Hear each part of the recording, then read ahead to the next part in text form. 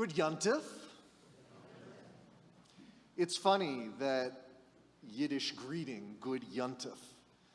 Our American Jewish lexicon doesn't include the greeting, Happy Yom Kippur, for this most solemn of days. But it turns out our tradition is not so certain. The rabbis of 2,000 years ago were serious when they declared that Yom Kippur was one of the two most joyful days of the year, along with Tu B'Av, the Jewish Valentine's Day. What could be more festive than the hopefulness of being able to reset our lives and our relationships for the better? Sha'arei Teshuvah, a Jewish source from 13th century Spain, described Yom Kippur as a day of celebration and revelry.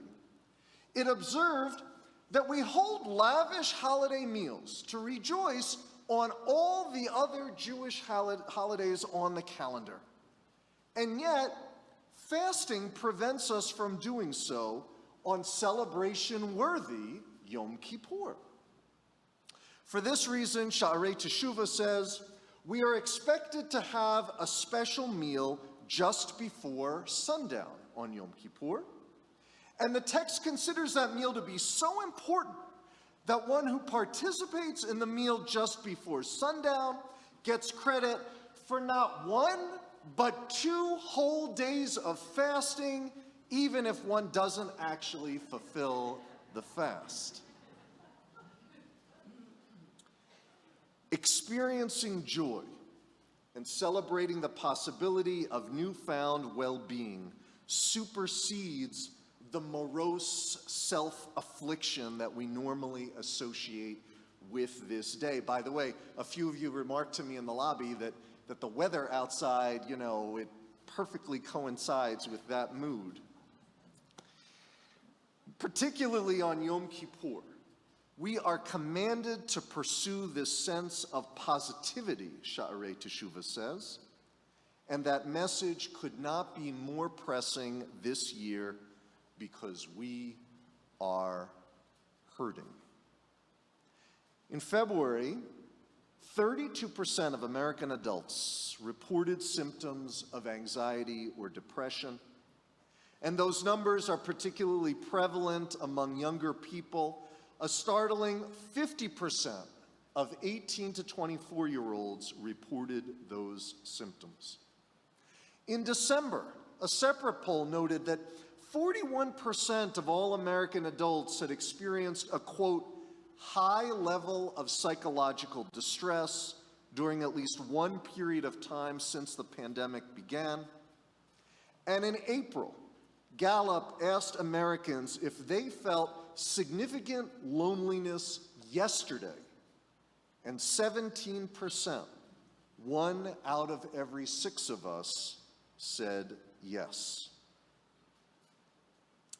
It should go without saying that a licensed counselor or psychiatrist is always the best resource to deal with symptoms of depression and anxiety, particularly when they interfere with our everyday routines.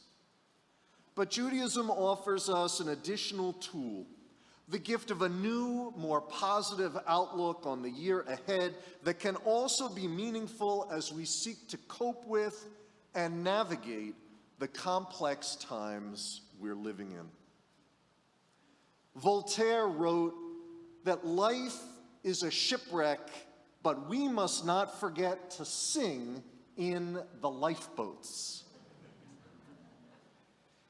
That insistence to stay positive no matter what, it isn't just encoded in Yom Kippur, it's all over the Hebrew Bible.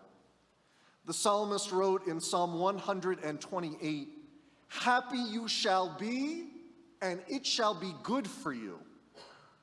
Norman Vincent Peale, the Protestant minister who popularized the power of positive thinking in the early 1950s, might as well have been tearing a page right out of the Bible.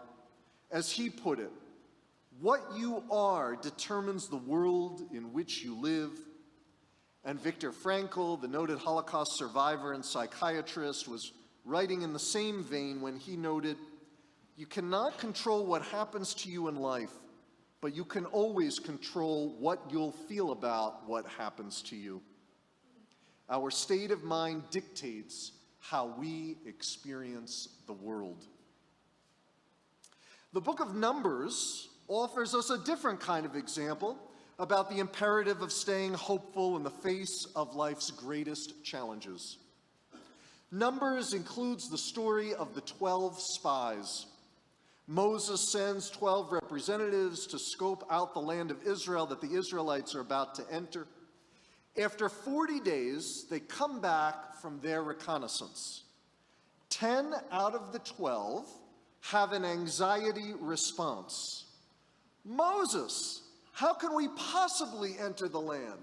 The inhabitants seem like giants, and we're like grasshoppers, easily crushed under their massive feet." But 2 of the 12 embrace a more hopeful and positive stance, refusing to give in to the fear of the unknown. Instead of letting the anxiety paralyze them, they chose to emphasize everything that was amazing about their visit, highlighting that the land of Israel was Eretz Zavat Chalav Udvash, a land that was flowing with milk and honey. When it came time to choose Moses' successor, it's no surprise that Joshua and his assistant Caleb were invited to rise in leadership. They were the 2 spies who had remained cool and collected and hopeful, even in the face of unprecedented challenge. WWJD. What would Joshua do? That would be an authentic Hebrew Bible framework for a mindset about staying hopeful and optimistic in the face of pandemic, global warming, a rise in totalitarianism, and a hopelessly fractured republic. Martin Seligman, the prominent University of Pennsylvania positive psychologist, instead argues for the PERMA model, that's PERMA, encouraging us to focus on 5 areas of work to experience greater joy and fulfillment in our lives. And they are positive emotions, engagement, relationships, meaningful experiences, and accomplishments.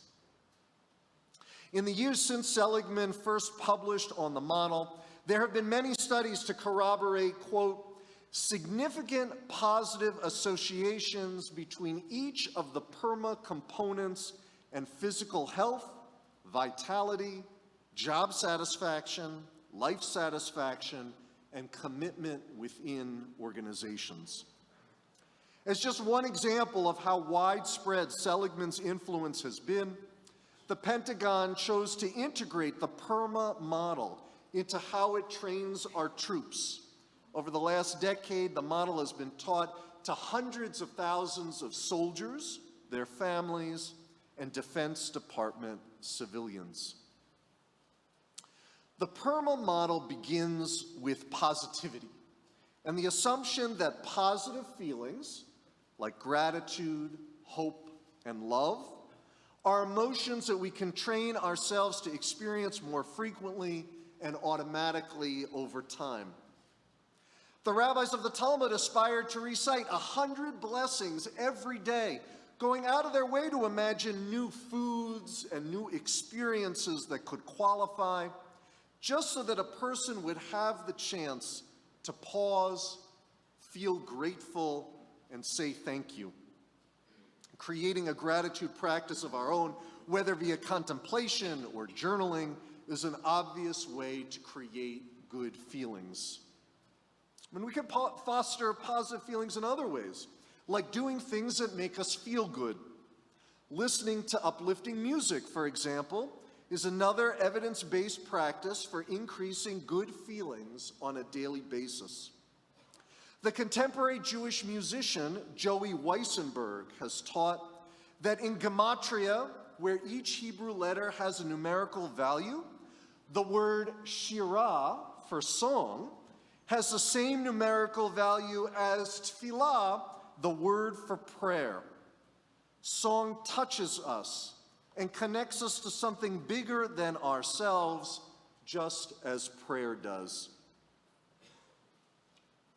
Seligman's second ingredient towards a flourishing well-being is E for engagement. He emphasizes the importance of having activities in our lives that we're able to become completely engaged in. Hobbies and other favorite activities that we love so much that we lose track of time when we're doing them are obvious examples of engagement. So is fostering the practice of intention, of taking an ordinary activity like a walk and slowing down, absorbing all the sounds and sights and smells that we ordinarily race right by. Shabbat is the prime Jewish expression of this and the cornerstone to any Jewish practice promoting positivity and meaning. Once every 7 days, we're encouraged to slow down, to savor the deliciousness of a good meal, meaningful conversation with friends and loved ones, to be a little bit less concerned about the pressing errands and the to-do list items that demand our attention the rest of the week.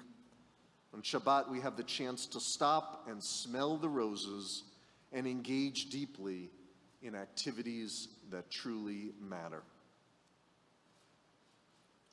I'm struck by the fact that Seligman put relationships at the heart of his model. The rabbis in Pirkei Avot taught, do not separate yourself from the community. The meaning of our own individual lives is never written in isolation. Our stories are always bound up in the narratives of others. That echoes our own congregational ethos that a rich and meaningful life is not lived in isolation, but rather by sharing it with others. Everything we do here is constructed with relationship building in mind. We learn together, we pray together, we do community service together, we socialize together. Because our tradition fundamentally believes that learning, prayer, and service takes on infinitely more meaning when new friendships are born as a result of that sacred time together. Or to put it another way, we become a version of our best selves when we are present with and for others. Emmanuel Levinas, the important post-war French-Jewish philosopher, wrote, "The face of my fellow man is an otherness which opens the doors to the beyond. The meaning of our lives is fundamentally increased for the better when we take the risk of being in relationship with others." M is for meaning. For Seligman, that refers to a sense of self-worth or purpose, a key ingredient in the search for well-being. Parker Palmer, the noted educator and activist, challenges us to carefully take stock of the lives we're living when he writes, "Is the life you're living the life that wants to live on in you?" If your answer to that question is yes, take a moment to express gratitude. But if you can't shake the sense that you're not spending enough of your time on the things that matter most to you, then let this be the beginning of a transition season where new choices might bring your daily activities and your core values into alignment. Seligman's last ingredient for well-being is accomplishment. Are we setting goals for our personal growth and then celebrating when we've achieved them? Becoming B'nai Mitzvah is perhaps the most prominent example of this in Jewish practice. How many times over the years have I had parents come to me after the big day is over and quell over the growth that their child experienced by setting a goal, working towards it, and ultimately accomplishing it. It is a critical ingredient in the secret sauce of why becoming B'nai Mitzvah continues to be such an important part of American Jewish identity. but it also represents a conceptual model for how all of us can commit to continuing to grow and celebrate that growth over the course of our lives. Seligman reminds us that doing so is an important component toward living a life that is filled with joy. The blessing of Yom Kippur is the opportunity to take our lives in new directions, the gift of reinvention. The quest for a greater sense of joy, meaning, and contentment lies before us, and Seligman's PERMA model can be our guide. In the year ahead, may we invest the time and the energy to experience greater portions of positive feelings, engagement, relationships, meaning, and accomplishment. We will be happier, more resilient humans as a result of this sacred effort. I want to end with a few words about snakes. The snake gets a really bad rap in Judaism. In the opening words of Torah, the snake embodies everything that is evil about the world, temptation and trickery and poor moral choices.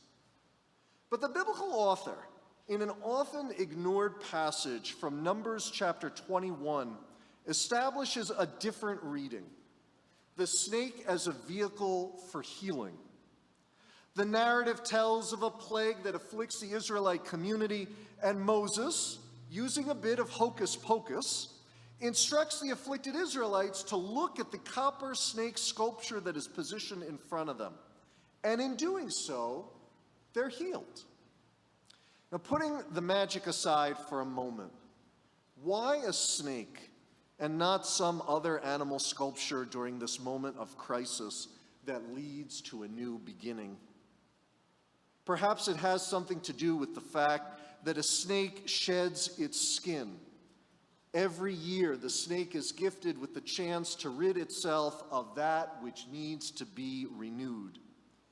Just like us, how lucky we are once a year that we're gifted with a holiday, a celebration dedicated to the shedding of our skin, a getting rid of the habits and the attitudes that have not served us well, that have not brought us joy or increased our resiliency. Today, we rejoice in the blessing of starting anew, making new choices, choices rooted in positivity and engagement, relationships, meaning, and accomplishment that will make it a little bit easier for us to navigate the challenges and the traumas that life is sure to throw at us once again in the year ahead. Happy Yom Kippur and Shana Tova.